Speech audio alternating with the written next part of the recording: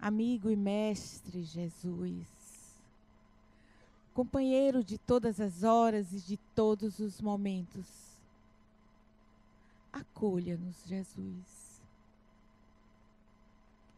Estamos aqui reunidos com uma proposta, estamos em prece. E diante da nossa pequenez e da nossa ignorância, nos dê um pouco de luz, um pouco mais. Estamos no processo de aprendizagem, onde há equívocos. Pedimos, nesse instante, bênçãos para o nosso palestrante, que irá proferir um tema que vai nos dar um novo segmento de compreensão. Que a sua paz, Jesus, e o seu amor permaneça em nossos corações. Assim seja. Então vamos agora fazer a leitura do livro Vinha de Luz, de Chico Xavier, pelo Espírito Emmanuel. A fuga, e orai para que a vossa fuga não aconteça no inverno, nem no sábado. Jesus, Mateus capítulo 24, versículo 20. A permanência nos círculos mais baixos da natureza institui para a alma um segundo modo de ser, em que a viciação se faz obsidente e imperiosa. Para que alguém se retire de semelhantes charcos do espírito, é imprescindível que fuja. Raramente, porém, a vítima conseguirá libertar-se sem a disciplina de si mesma. Muita vez, é preciso violentar o próprio coração. Somente assim demandará novos planos. Justo, pois, recorrer à imagem do Mestre, quando se reportou ao planeta em geral, salientando as necessidades do indivíduo. É conveniente a todo aprendiz a fuga proveitosa da região lodacenta da vida, enquanto não chega o inverno ou os derradeiros recursos de tempo recebidos para o serviço humano. Cada homem possui, com a existência, uma série de estações e uma relação de dias estruturada em precioso cálculo de probabilidades. Razoável se torna que o trabalhador aproveite a primavera da mocidade, o verão das forças físicas e o outono, reflexão, para a grande viagem do inferior para o superior. Entretanto, a maioria aguarda o inverno da velhice ou do sofrimento irremediável na terra, quando o ensejo de trabalho está findo. As possibilidades para determinada experiência jazem esgotadas. Não é o fim da vida, mas o termo de preciosa concessão. E, naturalmente, o servidor descuidado que deixou para sábado o trabalho que deveria executar na segunda-feira será obrigado a recapitular a tarefa. Sabe Deus quando. Meus irmãos, muita paz. O sistema de valores que nós adotamos para admitir se estamos bem ou não estamos bem, para admitir se somos pessoas bem-sucedidas ou não somos bem-sucedidos, geralmente se baseia num critério aprendido na religião ou nas religiões. Utilizamos o critério de fazer o bem ou fazer o mal. Se fazemos mais o bem do que o mal, nos sentimos melhor. Aprendemos que devemos fazer o bem. Aprendemos que devemos perdoar, devemos amar, devemos contribuir para a felicidade das pessoas, mas nem sempre isto é suficiente para que uma pessoa a todo momento possa dizer: eu estou bem, ou eu sou uma pessoa feliz. Os preceitos religiosos são úteis, são muito bons, servem para balizar a nossa vida ao aprender, por exemplo, que fora da caridade não há salvação. Isso quer dizer que a caridade é uma prática que traz benefícios às pessoas. Isso pode ser muito útil em nossa vida. Ao aprender sobre o perdão, a aprender a amar a Deus sobre todas as coisas, amar ao próximo como a si mesmo, tudo isso é muito útil, tem o seu valor. Mas por que então nem sempre conseguimos realizar? Nem sempre conseguimos fazer uma transformação na nossa personalidade, se sabemos desses preceitos. No Espiritismo nós aprendemos que é preciso fazer uma reforma íntima. Como é ela? É seguindo esses preceitos? Se nós não conseguimos, será que existe uma possibilidade de estabelecer estratégias para alcançar isso? Creio que sim. E é sobre isso que vou falar para vocês, com o título de Renovação Interior. O que seria isto? O que é uma renovação interior? Digo porque fiz esse processo comigo mesmo há muitos anos. Resolvi fazer uma faxina interna, uma limpeza interna, uma mudança de critérios, de valores, de propósitos na vida, mas sem nenhum radicalismo, sem seguir nenhuma base muito radical ou fundamentalista. Como foi essa faxina? É preciso dizer que, como todo adolescente, vivi momentos de crise, várias crises. Crise de identidade, crise sexual, crise de honestidade, crise amorosa, crise financeira. Como toda pessoa, passei por várias crises, mas teve uma que foi muito importante para esse processo de renovação interior. A crise financeira foi fácil lidar. Se eu estou precisando pagar uma coisa ou comprar algo e ficar devendo, eu tenho que pagar. Fiquei devendo, mas consegui pagar alguns compromissos. A crise de honestidade é ter a vontade de pegar algo que não me pertencia. Em algum momento eu fiz isso, mas depois eu disse: não, isso eu não devo proceder dessa forma, isso não tem utilidade para mim, graças aos preceitos religiosos. Isso é fazer o mal, eu não vou fazer o mal. Tudo isso fez parte das pequenas crises enfrentadas por mim e creio que faz parte da maioria das pessoas que enfrentam essas crises. Mas uma delas foi fundamental para esse processo, foi uma crise existencial. Uma crise existencial que se deu por volta dos 21 anos de idade.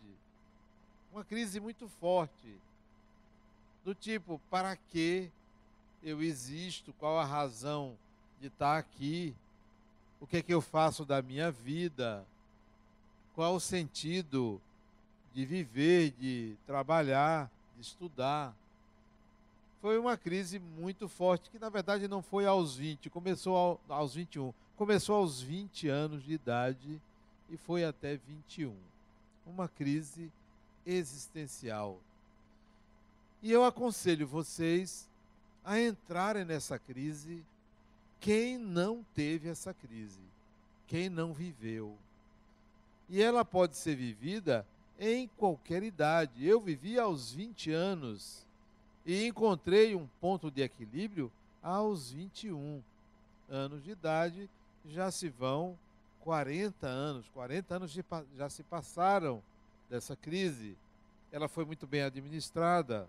Eu viajei, eu procurei espaços, conhecer lugares para poder me encontrar e felizmente eu encontrei. Quem não viveu isso, é possível e necessário entrar em crise, por incrível que pareça. E a primeira pergunta da crise é: para que eu existo? Para que eu existo? Não é o que eu devo fazer, porque o que eu devo fazer deve estar em sintonia com a resposta do para que eu existo. Para quê? O que eu estou fazendo aqui? Por que eu fui criado? Qual é o significado, o sentido, a razão de eu ter sido criado? Então, essa crise eu vivi. Tente começar por aí. Talvez você fique estranho ou estranha. As pessoas não querem ficar em crise, as pessoas querem ficar bem, querem ficar em paz, querem ser felizes e querem ter paz interior. Ninguém quer entrar em crise, quer logo sair de crise. Tem pessoas que querem sair de crise tomando remédio, querem logo sair. Eu não quero ficar em crise. E eu estou aconselhando que você entre em crise. Recentemente, uma pessoa, uma jovem mulher, paciente minha, me disse: Adenauer, eu estou começando a mudar. 20 e poucos anos. Eu olhava muito para o mundo, eu queria sair, eu queria festa, eu queria um bocado de coisa, conhecer pessoas, muita gente. E de um mês para cá, eu estou gostando de ficar em casa, de ficar sozinha, mas saio. Mas sabe o que está acontecendo? Eu preciso voltar a ser um pouco o que era antes, porque meus pais já estão preocupados comigo. Meu pai já quis me levar a um psiquiatra, porque não está acostumado comigo, querer ficar só. É preciso você entrar em contato com você, mesmo que isso cause um certo incômodo,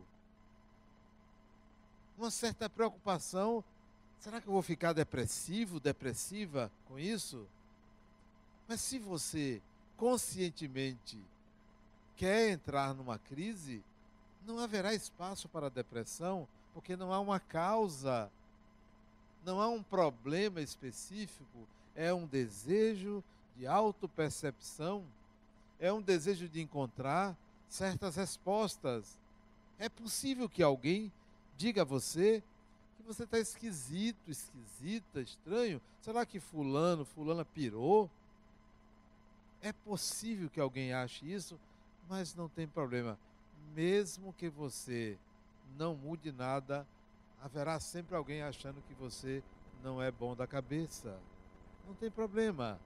Deixe que as outras pessoas pensem qualquer coisa a seu respeito, mas procure fazer isso. Isso não é um dia, não é um retiro que você vai fazer no carnaval para isso. Aproveite o carnaval. Eu adoro o carnaval por isso, porque eu tenho um espaço para sair do mundo e entrar no mundo interior. Então aproveite, mas você não vai resolver isso daqui para segunda-feira, daqui para o mês que vem. Isso é um processo onde você continua vivendo a vida comum, a vida normal, mas com uma ocupação psíquica, mental, consciente de se questionar: para que eu existo? E não pense que você existe para trabalhar. Não pense que você existe para ser feliz. Isso é muito lugar comum. Não pense que você existe para parir, ter filhos. Não pense que você existe para se vestir bem. Deve haver algo muito pessoal para a sua existência, porque somos pessoas diferentes. Somos uma diversidade muito grande de possibilidades de existir, de ser. Então, deve haver uma razão especial para cada pessoa. Encontre a sua. Então, essa é a primeira fase da renovação interior. Procure uma crise existencial que pode, de alguma maneira, bagunçar sua cabeça. Olha que fantástico, né? Você quer renovação interior e eu estou dizendo que há uma crise pode bagunçar sua cabeça. Por quê? Porque nós criamos âncoras, nós criamos sistemas de proteção para evitar que alguma coisa aconteça de errado com a nossa cabeça. Então nós criamos um mecanismo de defesa. Não, eu vou rezar um Pai Nosso, porque aí aquele pensamento ruim não vem à minha cabeça. Ah, não, eu vou pegar um objeto, um amuleto, que toda vez que eu pego esse amuleto, as coisas dão certo. É aquela pessoa que vai assistir o jogo de futebol e usa a mesma camisa. Todo ano que ele vai assistir aquele jogo, ele usa a mesma camisa, porque quando ele usava aquela camisa, o time ganhava. Então, isso é um sistema de proteção mágico. Claro que isso é uma fantasia, mas nós fazemos isso inúmeras vezes. Criamos meios de não enlouquecer. Temos medo de enlouquecer. Então, a gente se preocupa. Não, eu vou conversar com alguém, eu vou tomar um remédio. Isso deve ser porque eu tenho um parente que é louco, que enlouqueceu, então é possível que eu também siga o mesmo caminho. Então você cria uma série de medos e procura fórmulas mágicas, âncoras psíquicas para segurar-se. E eu aqui estou dizendo, olha, é possível que isso traga confusão. Deixe, você vai, existem outros passos, você vai resolver isso. Você não pode continuar vivendo um sistema em que você não sabe para onde vai, não sabe por que está fazendo, está à mercê de um pensamento coletivo meio que medíocre, de querer poder, de ser egoísta, de usar o orgulho sempre que se vê na necessidade de abrir mão de alguma coisa. Então, é preciso sair disso. E para sair disso, você tem que entrar numa crise. Em segundo lugar, fundamental, que enxerguemos num espelho. Quando você se olhar no espelho, não se esqueça que o que você está vendo é o que você melhor pode produzir de você. Você quer enxergar uma pessoa bonita, esteticamente.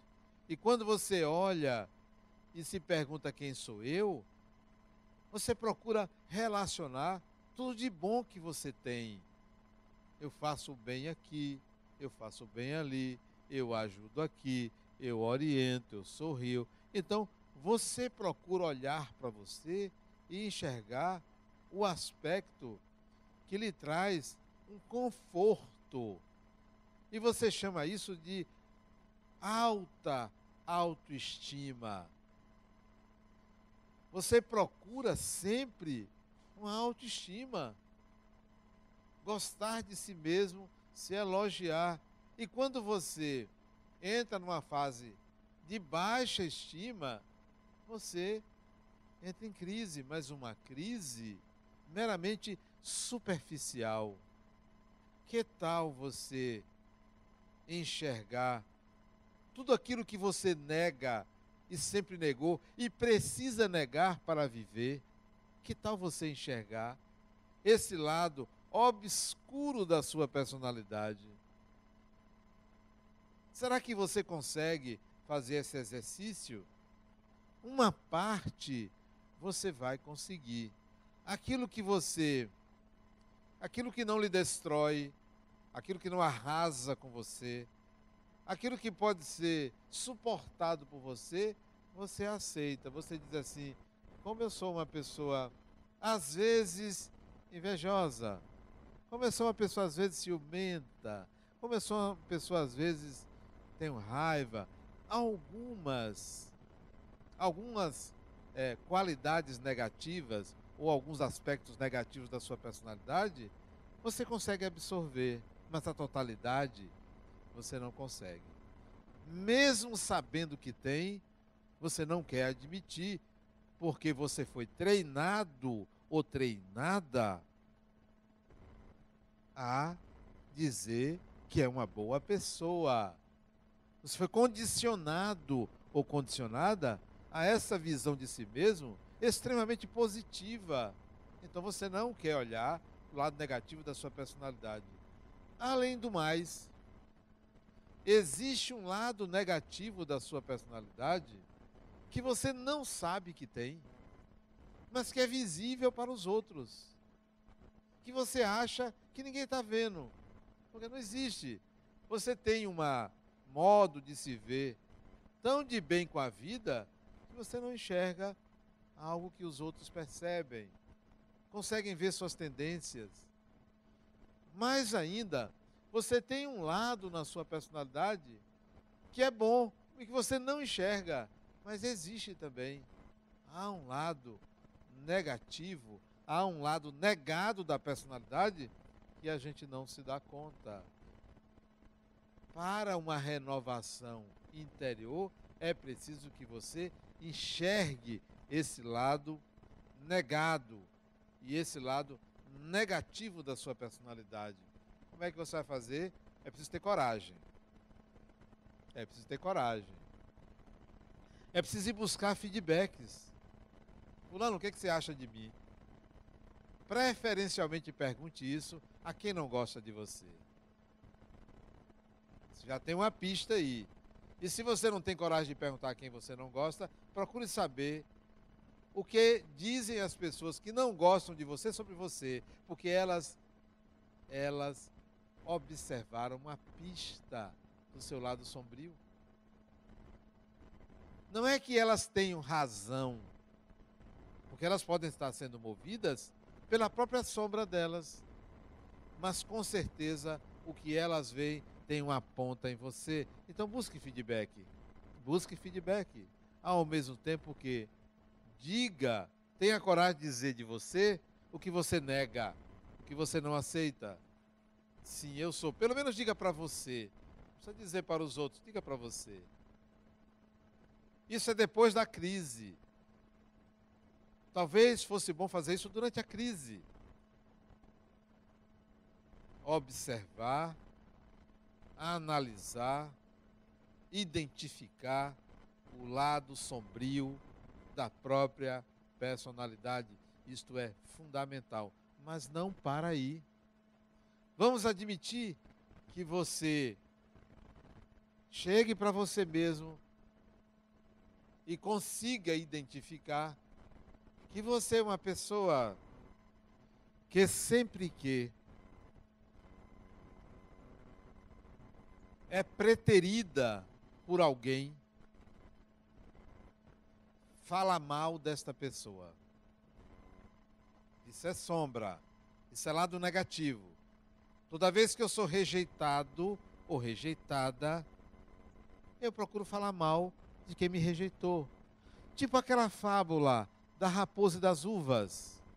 A raposa, por não conseguir pegar as uvas, diz assim: também estavam verdes, ia me fazer mal. deprecia o que não alcança. Então vamos dizer que você identificou isso, que você é uma pessoa que sempre que preterida, fala mal de quem lhe preteriu.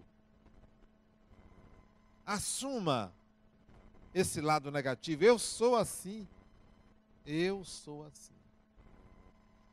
Digamos que você descubra que quando você é agredido ou agredida por outra pessoa e que você não consegue revidar,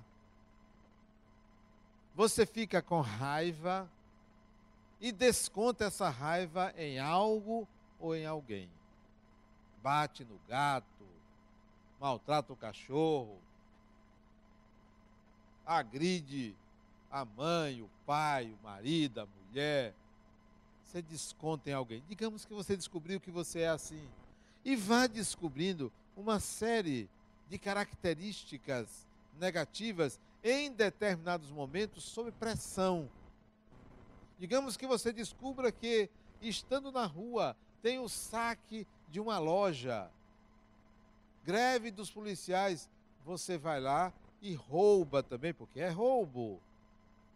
Digamos que você seja essa pessoa que é influenciada pelo meio, não tem segurança sobre o seu próprio eu. Diz as coisas para agradar, mesmo pensando o contrário. Vai identificando os aspectos negativos da sua personalidade. Agora, o que você vai fazer com isso? O que é que eu vou fazer com o meu ciúme? O que é que eu vou fazer com a minha inveja? O que é que eu vou fazer com a minha agressividade? Com a minha capacidade de falar mal do outro, de denegrir a imagem do outro? O que é que eu vou fazer com a minha desonestidade? A questão agora é o que fazer. Eu, quando descobri o meu lado negativo, confesso a vocês que foi muito ruim, porque eu tinha uma imagem muito positiva de mim mesmo. Foi muito ruim. Foi péssimo. Digo que foi o pior dia da minha vida. Quando foi possível admitir tudo de ruim que eu era capaz. Que eu sou capaz.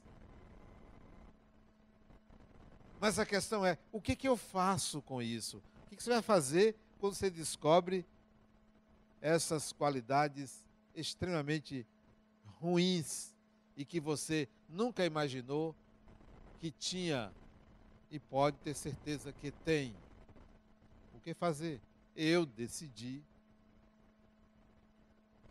continuar tendo elas, não me enganar. Não chegar para mim e dizer assim, olha, eu consegui eliminar minha inveja. Não consigo. Eu consegui eliminar meu ciúme. Não, eu não consigo. Não tente eliminar o lado negativo da sua personalidade. Você precisa aprender a não usá-lo. Não usar esse aspecto negativo. Você precisa desenvolver uma habilidade que se opõe àquele lado negativo, mas ele vai permanecer com você. É preciso que você integre isso a você e não queira jogar fora como se isso fosse possível. Não é possível. Você luta para eliminar o lado mal da sua personalidade, até um dia você descobrir que você não consegue. E ninguém consegue. Todo ser humano contém isso. Então, integre a você. É possível eu dizer, Adenauer, você é capaz de roubar? Eu digo a vocês, sou, mas não roubo. É diferente. Adenauer, você é capaz de matar? Sou, mas não mato. E não faço nenhum esforço para não fazer. Por que não faço nenhum esforço? Porque é natural não querer matar, é natural. É natural não querer roubar. Por quê? porque eu não nego isso.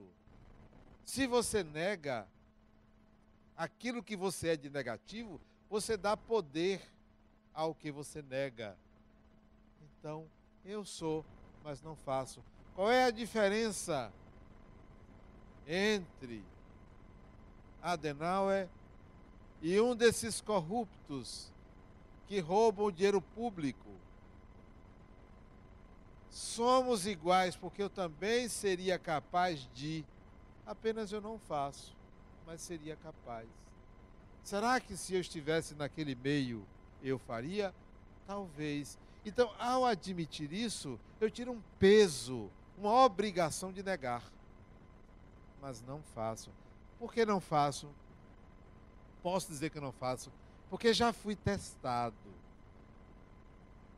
Nesse capítulo de corrupção, já fui testado. Eu já tive uma função pública há muitos anos atrás e me foi oferecido, não, na maior tranquilidade. Não quero, não preciso, não me faria bem, acho que não faz bem a você. Então já fui testado.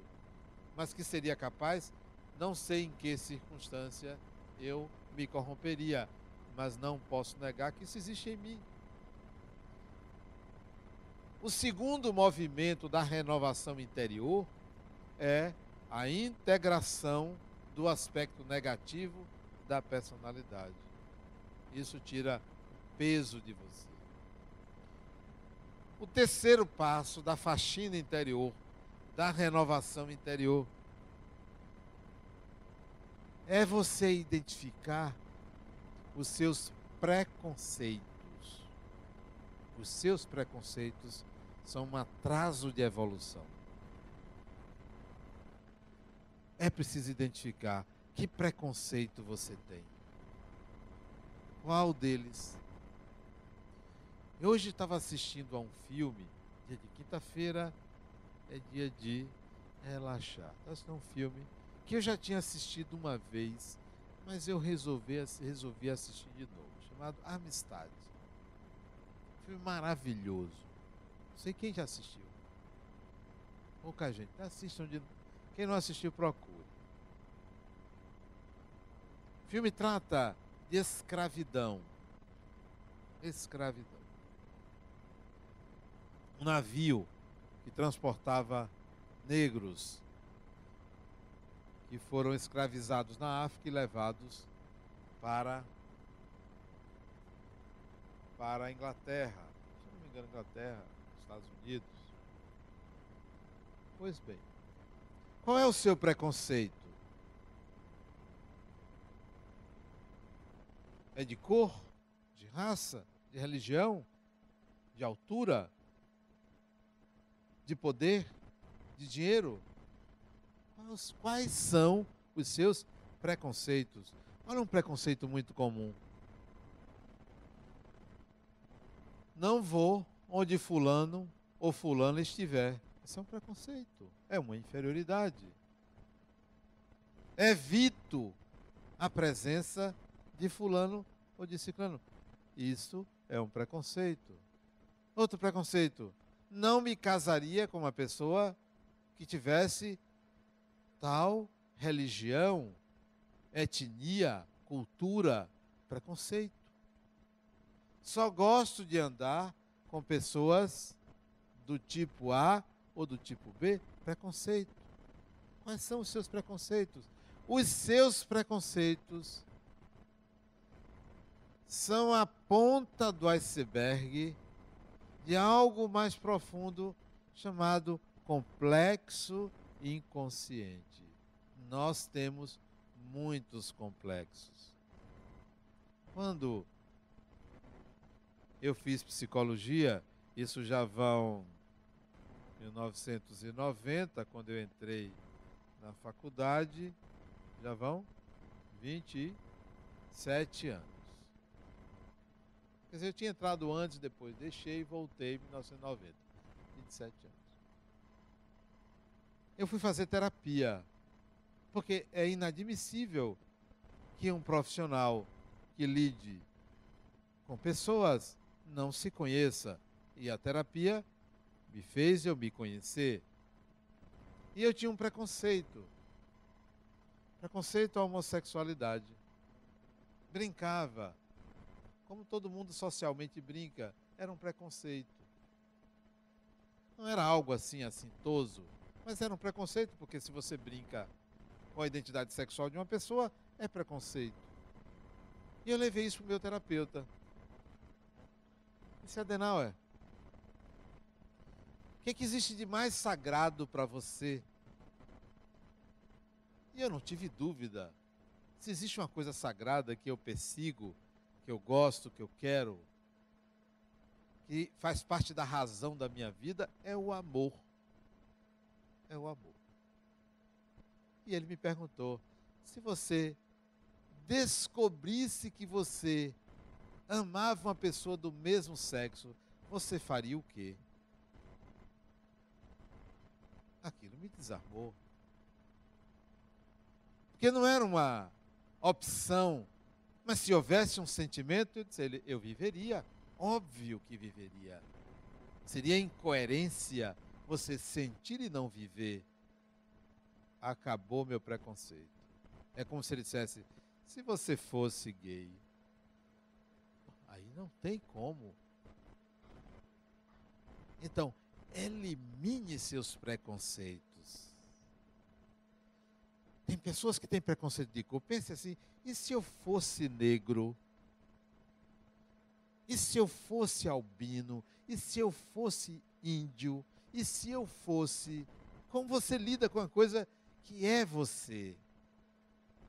Então fica mais fácil você entender, acolher, aceitar a diversidade humana. Então, elimine seus preconceitos, dissolva o poder que um preconceito tem sobre você. Você se casaria com uma pessoa que tivesse aquela condição que você tem preconceito? Se você não, então há o preconceito. Eu respeito. A questão não é o respeito, porque o respeito é uma obrigação. O respeito não é a anulação do preconceito. O preconceito se elimina quando você diz: eu seria, eu viveria com. Aí você dissolve o preconceito. Então, é parte do processo de renovação interior, faxina interior, você dissolver seus complexos. 1, crise existencial. 2, integração da sombra. 3, dissolução dos complexos. 4, passo da faxina interior. A questão das personas, da imagem externa. Você tem uma profissão, pedreiro, carpinteiro, pintor, político, médico, engenheiro, advogado, professor. Você passa muitos anos na sua vida usando aquela roupagem, aquele formato de ser, e não percebe que aos poucos você integra a você características da profissão. A pessoa é médica, o marido é engenheiro, aí vem almoçar em casa, senta para almoçar, a mulher diz assim: você sabia que quando a gente não lava a mão tem muito germe e passa para a comida? A persona veio, né? Ela nem reparou se ele fez isso ou não fez isso. Ela já vai dando um shelp nele. E outros shelps, né? Que a persona... É se eu chegasse em casa e fizesse uma palestra em casa com meus filhos, né? Voltar sentadinho, fazer uma palestra. Não tem sentido. Em casa eu não sou palestrante, eu sou pai, eu sou marido, eu sou, quando era filho, não era palestrante, não tinha que doutrinar ninguém. É você chegar em casa e querer que as pessoas sejam espíritas. Você quer convencer as pessoas? Como assim? Que tal deixar as pessoas livres para fazerem suas escolhas? É você chegar, como eu tinha um amigo que ele tinha uma habilidade enorme com móveis. Ele era médico, de fazer móveis. E ele chegava na minha casa, de vez em quando, dava uma hospitada. Não, aquele móvel ali você podia fazer assim, sabe? Não tem o menor sentido, só porque ele... A outra, eu vou falar porque ela não está aqui. Primeira consulta que ela foi a mim. Eu atendi, ótima pessoa, maravilhosa. Foi embora. Ia marcar, a sessão não marcou. Pro seguinte. Mas 15 dias depois ela marcou. Olha, eu só marquei porque minha filha me disse que era para eu marcar. Mas eu não gostei. Não gostei. Mas não gostou de quê? Da sua sala. Tapete, aquela cor não combina. Decoradora. Então, é a persona que vai na frente. Você não consegue desvestir, está sempre vestido. É o médico que sai do hospital e vai na barraca de guarda-pó. Ele não consegue tirar. É você que não consegue sair de uma visão de mundo característica de uma forma de ser. Que tal ser uma pessoa múltipla, eclética, capaz de compreender e não querer direcionar a vida dos outros? Deixa as pessoas serem como são, deixa as pessoas até errarem. Tem direito. Tem direito. Então, cuide para que a sua persona principal não domine sua vida. Porque não é você. É um ranço. Conhece aquele ditado? O uso do cachimbo põe a boca torta? É esse ditado. Cuide para que você não ande querendo consertar o mundo. Eu não quero consertar o mundo. Eu quero renovar-me interiormente. Então esse é o quarto. Quinto.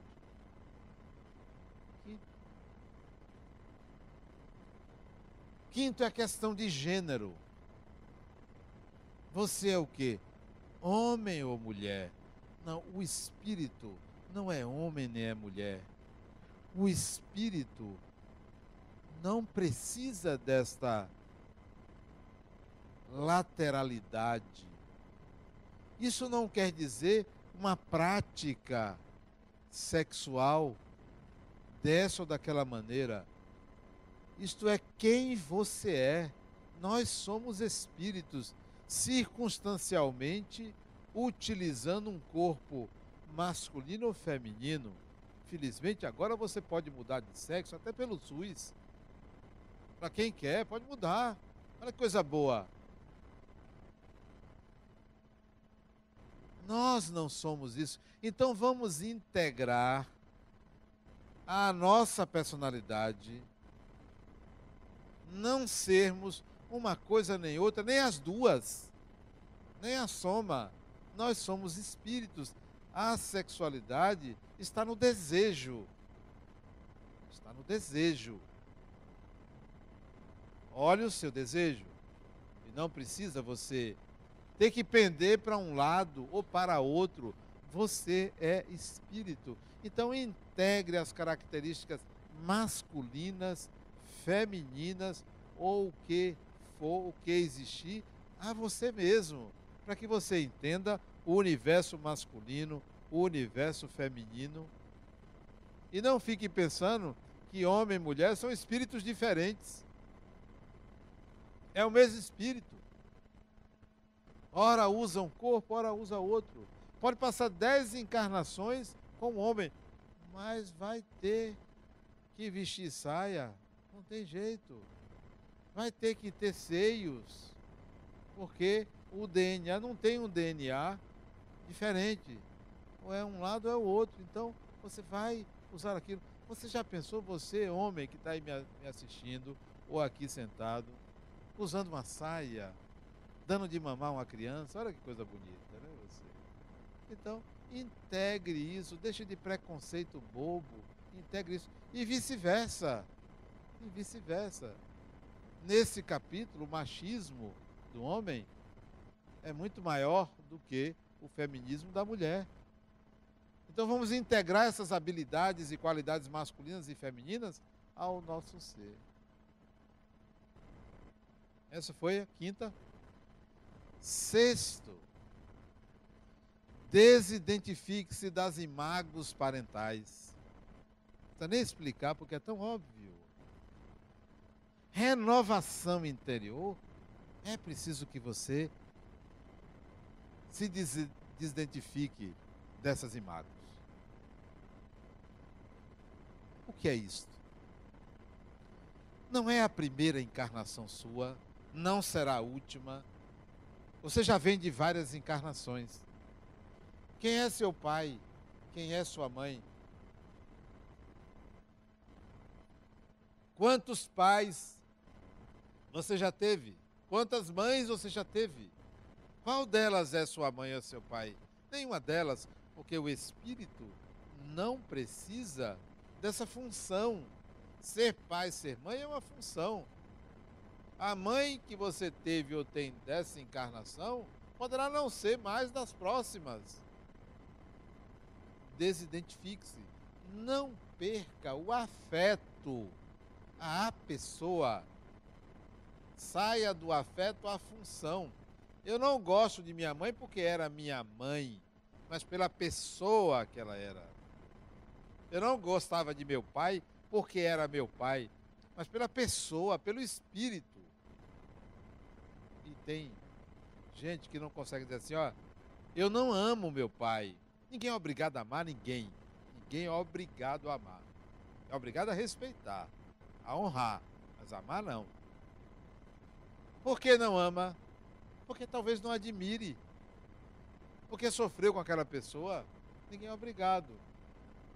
Agora, quando você amar o pai ou a mãe, ou o irmão ou a irmã, verifique se não é só porque é da mesma família, só porque é pai, é mãe, é irmão ou é irmã.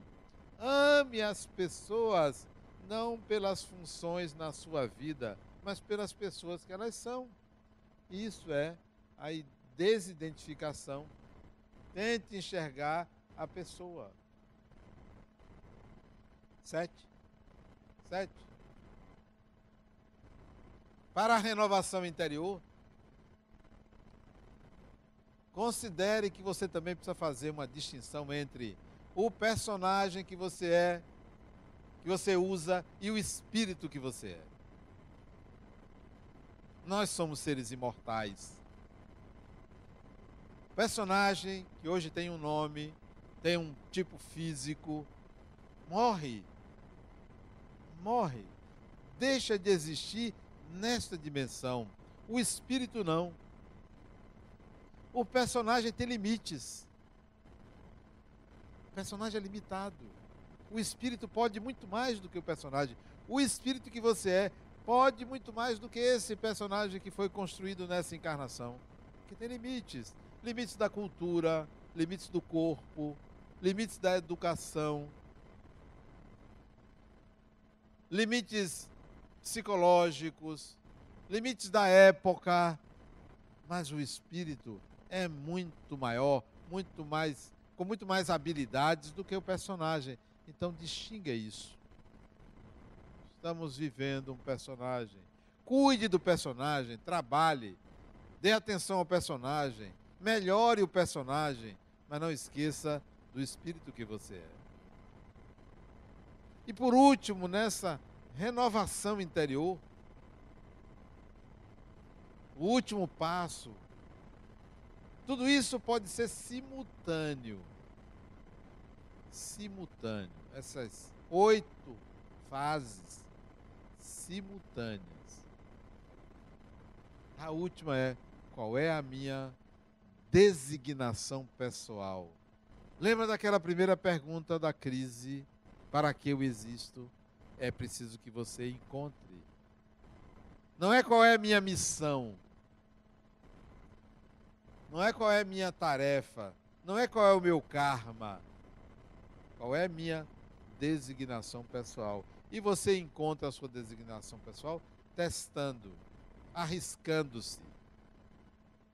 saindo do comodismo, da preguiça e indo à frente do próprio tempo, da própria vida, não ficando acomodado à espera de um Deus que lhe perdoe, lhe proteja e lhe coloque numa redoma. Vá em busca da sua designação pessoal, vivendo as experiências da vida, lutando, trabalhando, amando, interagindo com as pessoas, envolvendo-se com as pessoas, testando-se.